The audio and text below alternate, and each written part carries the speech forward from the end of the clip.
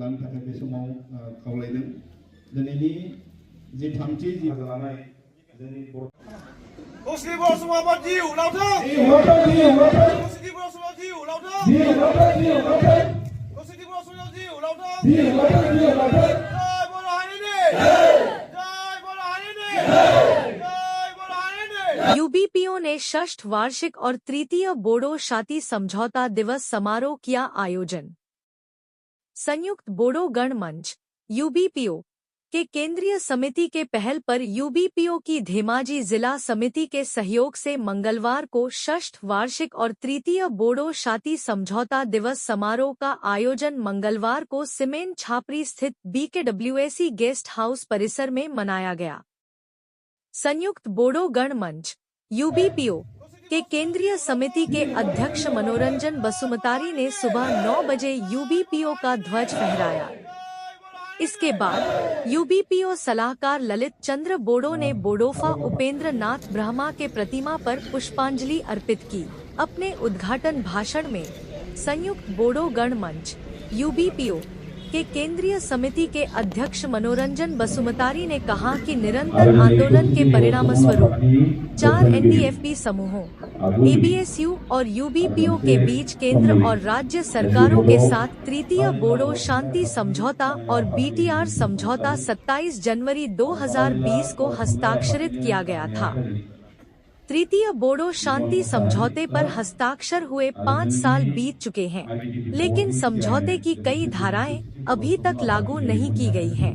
BTR समझौते के अनुच्छेद 5.1 के तहत बोडो कछाड़ी कल्याण स्वायत्त परिषद का गठन हो चुका है, लेकिन निर्वाचन क्षेत्र का निर्धारण करके इसके संपूर्ण ग्राम की पहचान कर बीकेडब्ल्यूएसी के चुनाव नहीं हुए हैं। इसे और अधिक मजबूत बनाने के लिए चुनाव कराना और पूर्णतः स्वायत्तशासित परिषद बनाने पर सरकार को जल्द से जल्द कार्रवाई करनी चाहिए। इस अवसर पर बीकेडब्ल्यूएसी के उपाध्यक्ष सुजौन बासुमतारी, यूबीपीओ सलाहकार शुक्रेश्वर गयारी, कोषाध्यक्ष मोलेंद्र नार्जरी, शिक्षा सचिव जोनाराम ब्रह्मा, सांगठनिक सचिव प्रांजिता बोरो, सांस्कृतिक सचिव निर्मल ब्रह्मा, इला ब्रह्मा और एबीएसयू के सचिव बोडोसा ब्रह्मा, धेमाजी जिला समिति के अध्यक्ष हिरण्य स्वर्ग्यारी, एनडीएफबी कल्याण परिषद के अध्यक्ष धर्मेश्वर बसुमतारी, एबीओयूएफ धेमाजी जिला समिति के सचिव कल्पना स्वर्ग्यारी और बीएलटी कल्याण परिषद के पूर्व अध्यक्ष सांसुमा बसुमतारी, यूबीपीओ के धेमाजी जिला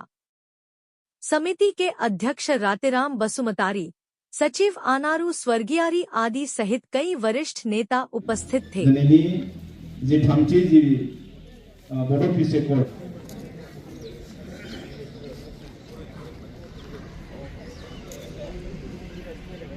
Bodo Saito Sobani, Sunai District Committee Dilip Basumatari, Bimal Musari Secretary, Pailau Musari ITD Board Chairman, Nilbar Brahma, Cultural Secretary United Board of the Organization, Ila Brahma, Cultural Secretary United People Organization, Anggaran Hirena Swargyari President. বড়োসকলৰ উত্তৰণৰ যিটো ইতিহাস এটি অতি সংঘাতপূৰ্ণ আৰু সংগ্ৰামেৰে এইটো পৰিপূৰ্ণ, কিন্তু এইটো অতি চমকপ্ৰদ আৰু বড়োসকলে দীঘলীয়া আন্দোলন কৰাৰ ফলশ্ৰুতিত আমি 3খনকৈ চুক্তি স্বাক্ষৰিত কৰিবলৈ সক্ষম হ'লোঁ, ভাৰত চৰকাৰ অসম চৰকাৰ লগত।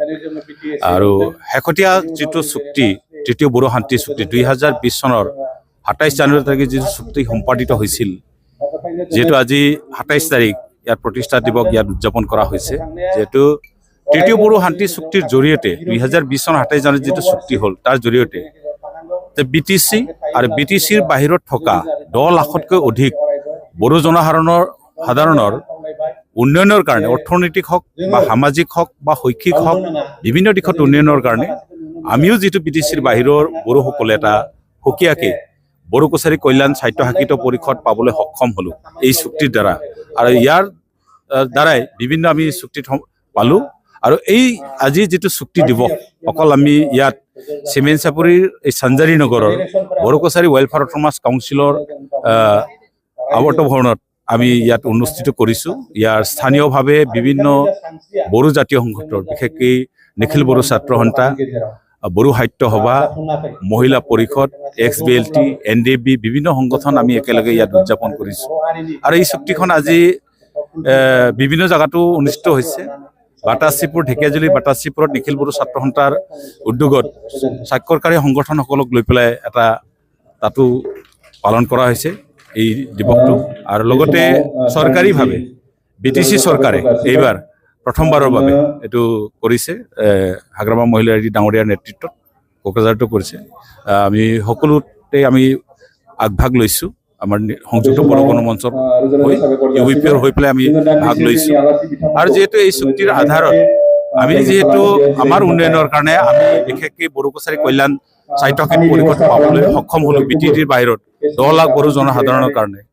আজি এই চুক্তিত স্বাক্ষৰিত Bodo Kachari welfare autonomous council পালেও কিন্তু অতি দুখেৰে আমি জনাব লাগিব, আজি 6 বছৰ পাৰ হ'ল। এই 6 বছৰ পাৰ হোৱাৰ পিছতো ইয়াৰ গাঁও চিনাক্তকৰণ সম্পূৰ্ণ নহ'ল, ইয়াৰ সমষ্টিৰ নিৰ্ধাৰণ নহ'ল, ইয়াক নিৰ্বাচন অনুষ্ঠিত কৰিবলৈ পৰা নহ'ল, আৰু ইয়াৰ যিটো পুঁজি ইয়াক বৃদ্ধি কৰিব পৰা নহ'ল, আৰু ৰাইজে আশা কৰাৰ ধৰণে সেইকাৰণে ইয়াত কাম কৰিব পৰা নাই। বিশেষকৈ প্ৰথম পৰ্যায়ত 958খন গাঁও বড়ো কছাৰী কল্যাণ স্বায়ত্তশাসিত পৰিষদত অন্তৰ্ভুক্ত কৰা হ'ল, কিন্তু আৰু 161খন গাঁও বড়ো কছাৰী কাউন্সিলৰ দ্বিতীয় পৰ্যায়ত দিব লগা আছিলে, আজিলৈকে হৈ উঠা নাই। আৰু আমাৰ বিশেষকৈ এটা থাকিল, বিশেষ সমস্যা এটা থাকিল ৰাভা হাছঙক লৈ পেলাই। ৰাভা হাছঙক 6th শিডিউললৈ উন্নীত কৰাৰ নামত তাত থকা বড়ো যিটো গাঁওসমূহ আছে, 312খনতকৈ অধিক গাঁও, ৰেভিনিউ গাঁও যিখন আছে, সেইটো আজিলৈকে বড়ো কছাৰী কল্যাণ স্বায়ত্তশাসিত পৰিষদত গাঁওসমূহ অন্তৰ্ভুক্ত কৰা নাই। এইটো আমি ভাবিছোঁ, যিহেতু আমি সংগ্ৰাম একেলগে কৰিছোঁ, একেলগে থাকিব পাব লাগে। এই গাঁওসমূহকো বড়ো কছাৰী কল্যাণ স্বায়ত্তশাসিত পৰিষদৰ অন্তৰ্ভুক্ত কৰিব লাগে বুলি আমাৰ দাবী আছে।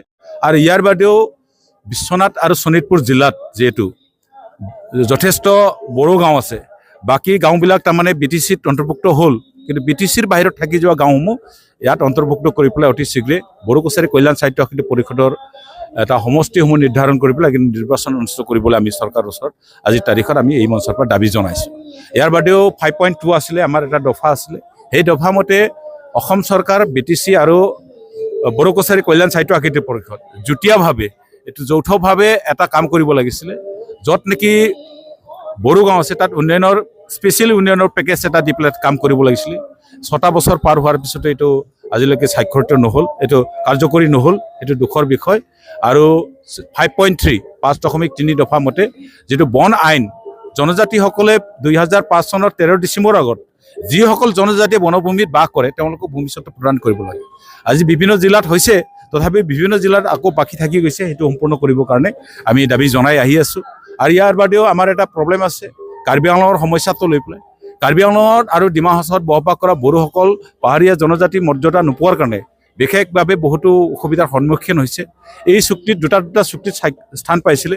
BTC চুক্তি আৰু শেহতীয়া যিটো তৃতীয় বড়ো শান্তি চুক্তি BTC চুক্তিত 2020 চনৰ 27 জানুৱাৰী ইয়াতো স্থান পাইছিলে, কিন্তু আজিলৈকে কাৰ্বি আংলং আৰু ডিমা হাছাওত বসবাস কৰা বড়োসকলক পাহাৰীয়া জনজাতি মৰ্যাদাটো স্বীকৃতি দিব পৰা নাই। এইটো আমি দাবী জনাইছোঁ যে আগন্তুক দিনত অতি শীঘ্ৰে ইয়াক কাৰ্যকৰী কৰিব লাগে। ইয়াৰ বাদেও যিটো BTC এই চুক্তিত এটা দফা আছিলে 6.3 6.3 দফা মতে ইয়াত উল্লেখ আছিলে যে BTCত যিমান নেকি ভেঞ্চাৰ স্কুল আছে সেইসমূহ চৰকাৰীকৰণ কৰিব লাগে, আৰু BTCৰ বাহিৰত বিশেষকৈ বড়ো মাধ্যমৰ বিদ্যালয়সমূহ বিশেষ ৰেহাই দি হ'লে চৰকাৰীকৰণ কৰিব লাগে। কিন্তু আমি দেখিছোঁ আজি 2018 চনৰ যিটো আইন মতে চৰকাৰীকৰণ কৰা হ'ব বিদ্যালয়সমূহ, কিন্তু এই আইনৰ আওতাত আমাৰতো নপৰে কিছুমান স্কুল বড়ো মাধ্যমৰ বিদ্যালয়সমূহ। বিশেষকৈ চুক্তিত যিহেতু বিশেষ ৰেহাই দি হ'লেও চৰকাৰীকৰণ কৰিব লাগে বুলি উল্লেখ থাকিলেও আজিলৈকে চৰকাৰীকৰণ কৰা হোৱা নাই। কিন্তু BTC যিহেতু এটা 6th শিডিউল ষ্ট্ৰং এটা এৰেঞ্জমেণ্ট, গতিকে তেওঁলোকে এটা নিজাববীয়াকৈ আইন বনাই চৰকাৰীকৰণ কৰিব স্কুল বিদ্যালয়সমূহ। কিন্তু BTCৰ বাহিৰৰ স্কুলসমূহ কি পৰ্যায়ত কেনেকৈ ধৰণে বিশেষ ৰেহাই দি হ'লেও চৰকাৰীকৰণ কৰিব লাগে বুলি আমি অসম চৰকাৰক আমি দাবী জনাই আহি আছোঁ। ইয়াৰ বাদেও আমাৰ ভূমিৰ সমস্যা থাকিলে ট্ৰাইবেল বেল এণ্ড ব্লকৰ বাহিৰত যিবিলাক জনজাতি মানুহ আছে তেওঁলোকৰ ভূমিস্বত্ব অধিকাৰ প্ৰদান কৰিবৰ কাৰণে 7.1 দফাত আছিলে যে তেওঁলোকক বিশেষ এটা আইন বনাই হ'লেও তেওঁলোকৰ ভূমিস্বত্ব যিটো ভূমি অধিকাৰ সেইটো সুৰক্ষিত কৰিব লাগে বুলি তাত উল্লেখ আছে। গতিকে চৰকাৰক আমি দাবী জনাই অহাৰ পৰিপ্ৰেক্ষিতত চৰকাৰে এটা চিন্তা কৰিছে যে মাইক্ৰ' লেভেলত ট্ৰাইবেল বেলেঞ্চ ব্লক বনাই পেলাই তেওঁলোকৰ ভূমিসমূহ সুৰক্ষা দিব বুলি, কিন্তু আজিলৈকে হৈ উঠা নাই। কিন্তু আগন্তুক দিনত এইটো কৰিব লাগে বুলি, অতি শীঘ্ৰ কাৰ্যকৰী কৰিব লাগে বুলি আমি সংযুক্ত বড়ো গণমঞ্চ UBPৰ পৰা এইটো আমি দাবী জনাইছোঁ।